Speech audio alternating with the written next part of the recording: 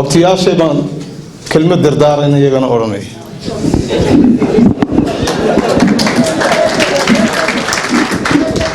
horta marka hore qofku meesha uu ka soo jeedo ee madax iyo minjihiisu ka soo jeedaan hadduu maago ama wax u dhimo waxaan u aqaanaa inaanu nasab ahayn isma seeganin marmar baan dee xisbiyada wax ka yar sheegaayo waa laga yaabaa inay ka yar gilgilataan meelaa taageeradeeda u badan tihiin intaasaa laga yaabaa inay igu yardiidaan abtiyaa weliba qolada jifidayda maxamed xasan u sheegayaa magtaan la bixiyaa oo magta ayaan la bixiyaa waxaan ahay nin abtiga wax weyn u yaqaana waxaan ahay nin u yaqaana halkuu ka soo jeedo inuu wax ku yahay laakiin mid baan idiin sheegaya halkan waxaanu soo gallay 22 xildhibaan baan ku soo gallay qaar aan isku xaafad ka nimi oo maantana aan halkan ka wada baxayn ila waraabaa la yidhi war fool xumide kalabada gu'iga yara dhidar la yidhaahdo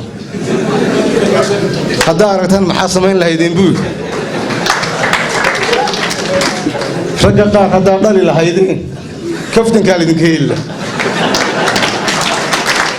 waxaan isleeyahay laakiin aniga war laygu kiin caayi maayo la odhan maayo waxa noocaasaa dhasheen laydin odhan maayo war meel laygu kiin caaya miyaa laydin odhanayaa bahalkaas sigagarkaabaa dhasheen miyaa laydin odhanayaa dee war qofka adag baa dhasheen haddii la yidhaha waxba idiinta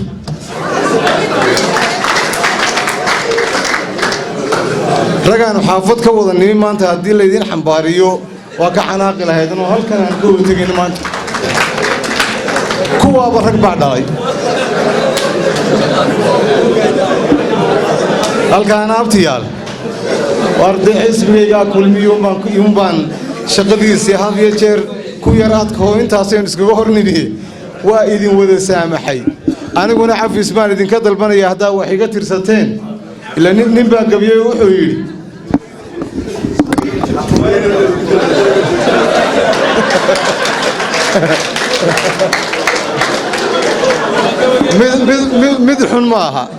mid xun maaha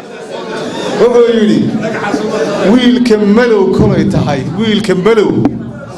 wiilka malow kolay tahay rag waa inaan wada wanaajaa buu yidhi abtigay wixii igaga yimi ama ha dhawaato ama ha dheeraatay taasina waa cafis waynu ku kala tegaynaa xilkii aan idiin hayay laakiin waxaan jecelahay innaga oo isjecel oo isdhunkanayna inaynu kala tagnay innagoo caloosha wax isugu hayna inaynu kala tagno ma jeclin abtiyaashana waa jecelay abtiyaasha halkaas kaga tegay